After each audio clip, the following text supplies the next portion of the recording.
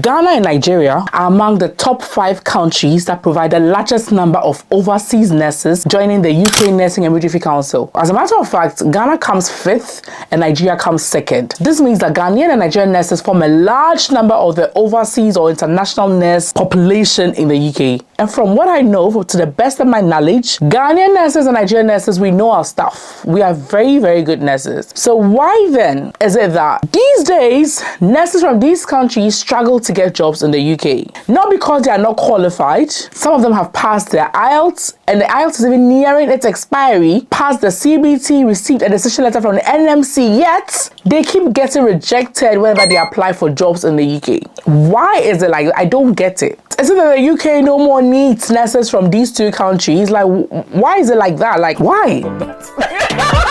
So this video is proudly sponsored by Lemonade Finance. Yes, so Lemonade Finance, if you don't know, is a mobile app that allows you to transfer money from the UK, Canada, and the US to 10 different African countries at no charge at all. Yes, no transfer fee. You can send money from the UK, Canada, and the US to countries like Ghana, Nigeria, Senegal, Cameroon, Tanzania, Benin, Ivory Coast, Rwanda at no transfer charge. As a matter of fact, as well, if you use the referral code Nanelle for your first transfer above £100, you get 10% of the money you're transferring back. Okay, so if you send £100, you get £10 back. If it's £200, you get £20 back, but it's capped at £50. You can download the Lemonade Finance app, whether you use an Android or whether you use an iOS, and I'll leave a link in the description so that you can easily download. Trust me, ever since I discovered Lemonade Finance, that's what my friends and myself have been using. They are very reliable, very convenient. Okay, so download Lemonade Finance, send money to friends and family in any of these 10 African countries, and let me know what you think. Okay, thank you so much, Lemonade Finance, for sponsoring today's video.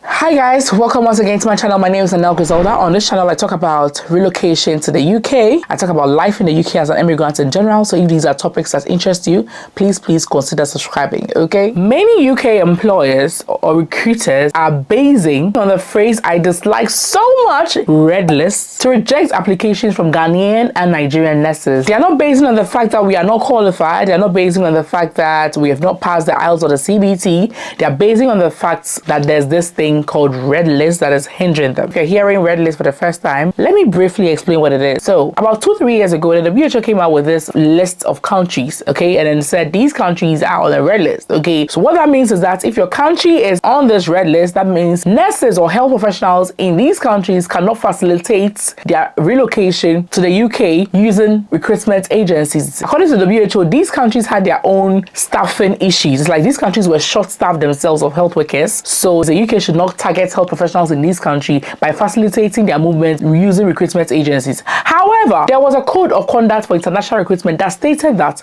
if you are from these countries and you apply directly, there is no issue. There is no issue at all. But these days, Ghanaian nurses and Nigerian nurses are making direct applications, and some recruiters and some NHS trusts are still basing on this red list not to recruit them. Meanwhile, that's not supposed to be the case according to the code of conduct for international recruitment of health professionals. When you ask, they say that for them, although the code of conduct for international recruitment says, you know, they should give Nigerian nurses and Ghanaian nurses or any other nurse who's from any of the red list countries a chance whenever they make direct application. For them, they are going through the ethical routes because they think that if your country needs you more, they are not comfortable, you know, pulling you. See, I don't even know how Ghana ended up on that list. Is it the same Ghana where nurses are crying day in and day out because they are unemployed? It's me semi go to the group from Nana me so quiet. Mama me about on my yeah baby Nana me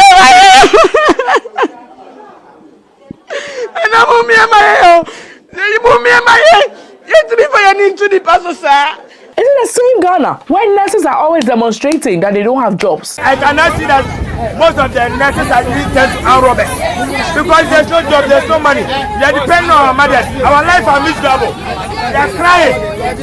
We don't have any posters. We are not moving to our various places. That is why you are red. You can see them very serious. Yes. We are going to do anything possible over there. Is it that same Ghana that the WHO thinks we are short and has put on this list? Is it that same Ghana? Like, this is really confusing. That same Ghana whose health minister recently released to the public that they are currently in communications with the UK government to come to an agreement where they will transport more nurses from Ghana. Is it that same Ghana that these NHS trusts thinks we are short, so they don't think it's nice for them to remove nurses from these countries? Really? To me, I believe that some NHS trusts, they don't want that whole burden of, visa application, getting of tickets, accommodation. They don't want all that. And those things, most of the recruitment agencies used to cover those things so that NHS trusts or the HRs or whatever, they will not have so much work to do. Most of these things were facilitated by the recruitment agencies. They'll make sure the tickets are booked, they'll make sure the visa has been applied for, the filling of the visa application form. The recruitment agencies were good at that, okay? And now, some NHS trusts would rather get nurses from countries which are not on the red list, like, nurses from the Caribbean, Zambia, South Africa, because it's easy for them, and they will get recruitment agencies to help with this for them. But another issue is that, according to the Code of Conduct for International Recruitment, even if you are a nurse on the red list country, so far as you make a direct application to the job on, let's say, Indeed or wherever, Total Jobs, wherever, Track.jobs, once you get the job, you apply,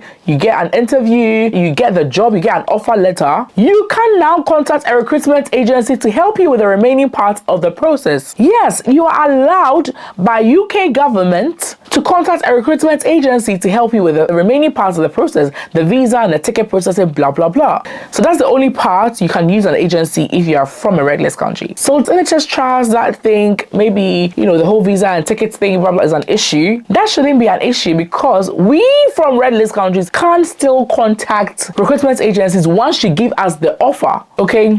I honestly feel like most of these employers, they are not really abreast with the code of conduct. Honestly, they don't know. Okay, they don't know all these things that I'm saying. They probably heard it and then they're like, okay, we're not going to do that. But honestly, there are so many other nurses that are coming in from these red list countries day in, day out.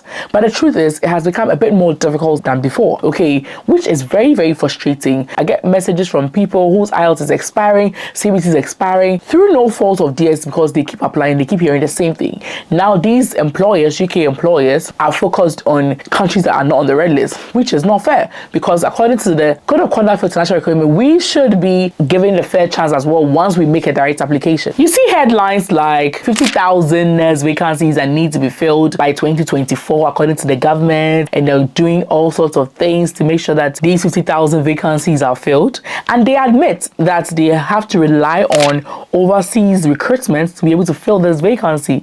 Yet you are not giving us the chance. That's from the majority of your overseas nurse population. Yet you're not giving us a chance. I don't get it. It's like you need us, but it's like you're reluctant to give us a job. Like, I don't get it. You need us. I mean, when we need it, we need a job too. I mean, why don't we both benefit? Give me the job, let me come. And the sad part is, as at 2021, there was still 39,000 vacancies unfilled. And now coupled with the fact that there's a high increase of nurses quitting the job or quitting the profession, mainly due to, obviously, the pay, and for some people too, the staffing issues, because they feel like they're not enough staff. It makes the work difficult because now more will be demanded from them. The nurse to patient ratio is just not the best, and it's frustrating, and that has led to many nurses even quitting. Meaning now the vacancies that need to be filled is most likely to be more than this 39,000 that was stated in 2021 due to many nurses quitting. So I don't know why nurses from these two countries mainly and all other countries on the red list should still struggle to get jobs in the UK if they are qualified with all these issues. I don't understand why. You see headlines like patient death connected with nurse shortages at Scottish hospital,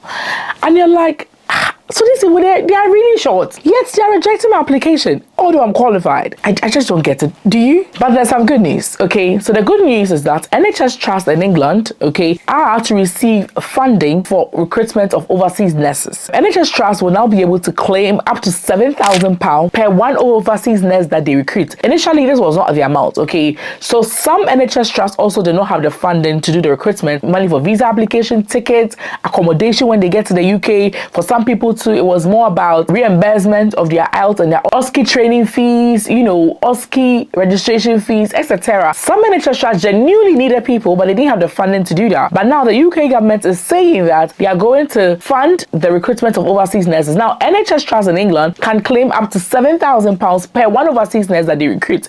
This is good news. Again, let me tell you that if you're an international applicant, if you're an international nurse wanting to come to the UK, there's absolutely nothing wrong with an NHS trust after giving you a COS to tell you that you should fund your visa yourself. I mean, if you really want to come to the UK, you know, getting money for your tickets and your visa should not be an issue. And once you get here, you start working, even if you had to borrow the money from back home, you'll be able to pay it back. But remember, I said, it's so far as they give you a COS. The COS is the most important thing or document in the entire process. So once you get the COS, if you have to borrow money from people, friends and family back home to get your own tickets and visa, I think it's worth it and you should go ahead. And there's nothing wrong with it if an employer tells you to take care of your own ticket or your traveling costs. There's nothing wrong with it. This is allowed according to the Code of Conduct for International Recruitment. What would I suggest that people do if you're in any of this situation? So I've already mentioned that there's good news. Okay, so now I believe that most NHS trusts in England will be recruiting more than usual because now they have their funding, okay, and they know that they are short and they need us, okay. And if an employer tells you that because you're from a red list country, blah blah blah, I tell you some of them they don't even know, okay. They've already drafted that email. So immediately you say you're from Nigeria,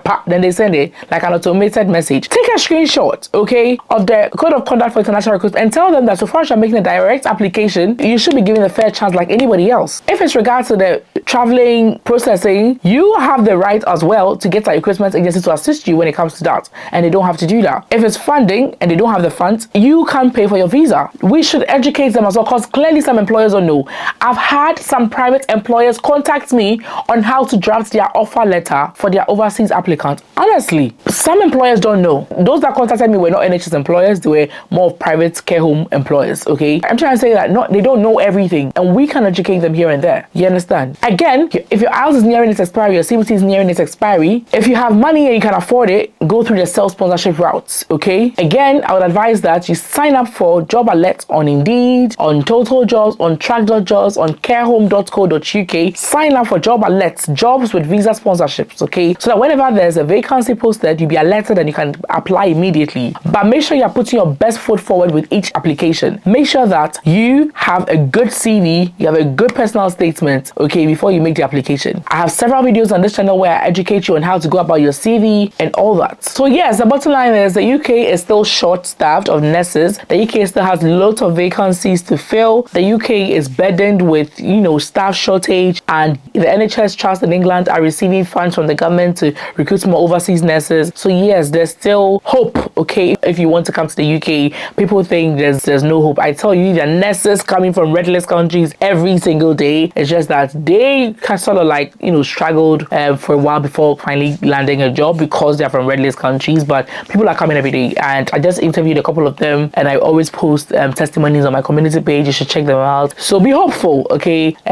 Yes, you are still needed. That's all I want to say. But if you want to do the self-sponsorship route, I'll leave the video here so you can watch that video and see all what you need to use the self-sponsorship route to relocate to the UK as a nurse, okay. All the best to everybody, and don't put all your eggs in one basket, okay. The UK is not the only place you can relocate to as a nurse. There are so many other good countries. There's the US, there's Ireland, there's Australia, there's New Zealand. You can try out those avenues as well, okay. So thank you so much for watching.